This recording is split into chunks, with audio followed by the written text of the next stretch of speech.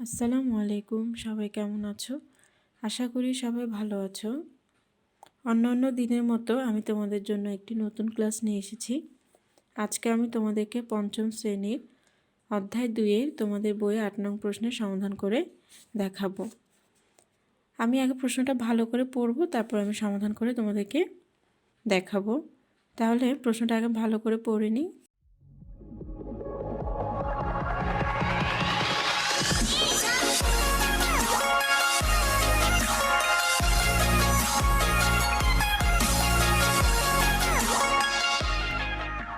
দেখো, এখানে একটি বক্সে 250টি বস্তু প্যাকেট করা যায়।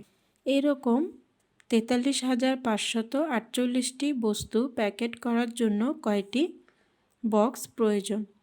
দেখো, এখানে আমাদেরকে বক্সের সংখ্যা বের করতে বলেছে যে কতগুলো বক্স প্রয়োজন। তাহলে আমরা যে এখন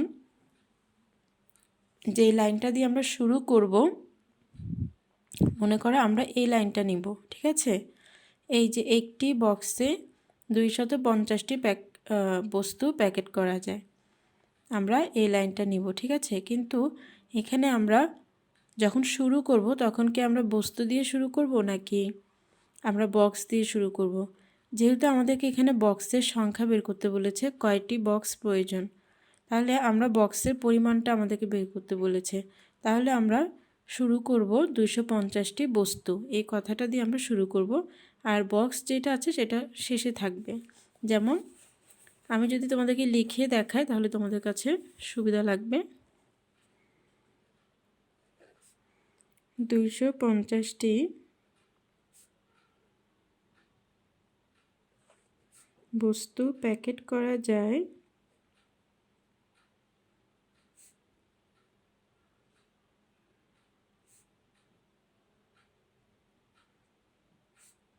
সমান একটি বক্সে।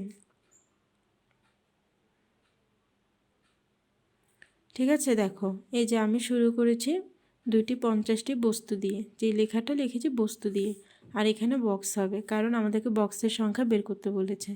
প্রশ্ন শেষে যেটা আমাদেরকে বের করতে বলে সবসময় সেটা আমরা শেষে লিখব, আর যেটা থাকবে সেই লাইনটা দিয়ে আমরা শুরু করব। এখন আমি ঐকিক নিয়মে করব, তাহলে আমাদেরকে 1 দিয়ে করতে হবে। এর আগের ক্লাসের ভিডিও যদি তোমরা ক্লাসগুলো দেখে থাকো তাহলে বুঝতে পারবে আমি ঐকিক নিয়মের কথা বলেছি। এখানে দেখো উপরে 1 আছে, 1 উপরে বসবে, আর এখানে 250 এটা নিচে বসবে। সুতরাং এখন আমরা 1-এর নিচে কোনটা লিখব?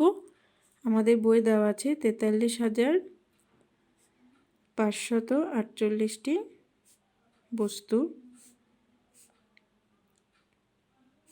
এখন এখানে আমরা দেখো নিচে 250 আছে, 250 নিচে বসবে, এখানে 1 আগে আছে, 1 বসবে। এখন আমরা 43,548 এটা কোথায় লিখব? আমরা কি নিচে লিখব নাকি উপরে লিখব? আমরা 43,548 এটা উপরে লিখব। কেন উপরে লিখব আমি বলছি তোমাদেরকে। এখানে দেখো, কারণ আমি বলেছিলাম দেখো 43,548 এটা 1-এর নিচে, ঠিক আছে? তাহলে 1-এর নিচে যে সংখ্যাটা থাকে সেটা আমরা গুণ করে বের করি, তাহলে এটা উপরে গুণ আকারে বসবে। যদি গুণ হয় তাহলে তোমরা অবশ্যই সেই সংখ্যাটা উপরে বসাবে, আর ভাগ হলে নিচে বসে। এখানে দেখো আমরা যদি 1 দিয়ে এই সংখ্যাটাকে গুণ করি তাহলে কত? 43,548, নিচে আছে 250। এখন এখানে আমরা ভাগ করে নিব, ভাগটা অবশ্যই আমাদেরকে রাফ করতে হবে। আর তোমরা যদি রাফ করতে চাও তাহলে নিচে রাফ করার সময় এখন লিখলে ভালো হয়। এখন দেখো এখানে 1 2 3 4 5 5 অঙ্কের একটা সংখ্যা আছে, তাহলে আমরা কি একসাথে ভাগ করব 5 অঙ্ককে? আমরা একসাথে ভাগ করব না, প্রথমে আমরা একটা নিয়ে দেখব ভাগ যায় কি না। তাহলে 4 নিয়ে দেখলাম যায় না, 3 নিয়েছি যায় না, 5 নিতে হবে, তাহলে 435 হয়। এখানে আমাদের ভাজক হচ্ছে কত? 250। তাহলে 250 এখানে আমরা নিয়েছি 435। এখন আমরা যদি 250কে দেখব কত কত দিয়ে গুণ করলে আমরা 435 পাবো। 250কে আমি 2 দিয়ে আগে গুণ করে দেখি। 2 শূন্য শূন্য, 5 দুগুণে 10 শূন্য, হাতে আছে 1, 2 দুগুণ 4, হাতের 1 যোগ করলে কত হয় 5, 500 হয়েছে। তাহলে আমরা এখানে বেশি পাচ্ছি, তাহলে বেশিটা নিব না, আমরা একবার নিব 250। এখানে আমরা বিয়োগ করলে পাবো 5। 3 থেকে 5 বিয়োগ যাবে না, তাহলে আমাদেরকে ধার নিতে হবে 13 থেকে 5 গেলে কত 6, 7, 8, 9, 10, 11, 12, 13, 8 হবে। এখন এখান থেকে আমরা এক ধার নিয়েছি, তাহলে এখানে কত আছে 3, 3 থেকে 2 গেলে 1। এখন এখানে 185, 250 দ্বারা 185কে ভাগ যাবে না, তাহলে কি করতে হবে, যে পাশে সংখ্যা আছে এটা আমরা নামাবো। এখানে আছে 1854। এখন দেখো আমরা যদি 250কে কত দিয়ে গুণ করলে আমরা এই সংখ্যাটা পাবো।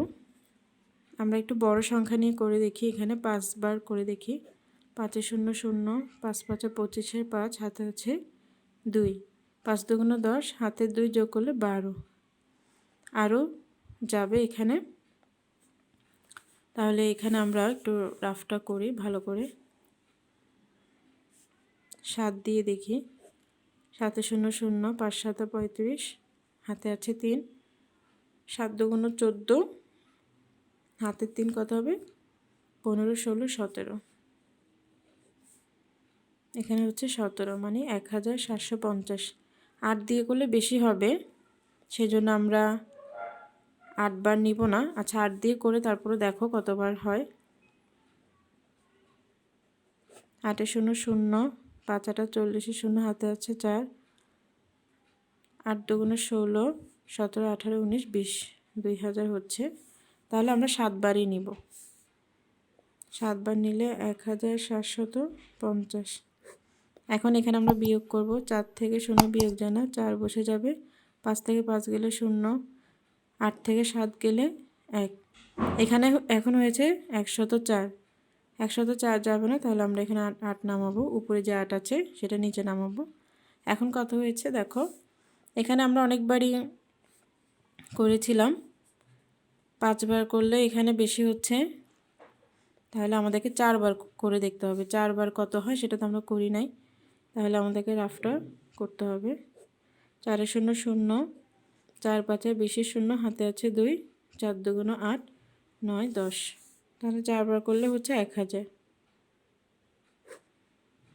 এখন এখানে বিয়োগ করব। 8 থেকে 0 যায় না, 8 বসে যাবে, 4 বসে যাবে। এগুলোতে বিয়োগ করলে 0 হবে। 0 আগে লেখার দরকার নেই, সংখ্যার আগে 0 না লিখলেও হয়, ঠিক আছে। সংখ্যার আগে যে 0 বসে এটার কোনো মূল্য নেই। তাহলে দেখো আমরা এখানে কেটে পাচ্ছি কত 174। 174টি বক্স। এখন এখানে কত অবশিষ্ট আছে বস্তু 48টি। এখানে আমরা একটু লিখে দিব সুন্দর করে। সুতরাং 174টি বক্স প্রয়োজন। বক্স প্রয়োজন এবং 48টি বস্তু অবশিষ্ট থাকে। বস্তু বাকি থাকে, ঠিক আছে। আমাদের উত্তর হচ্ছে কত 174টি বক্স।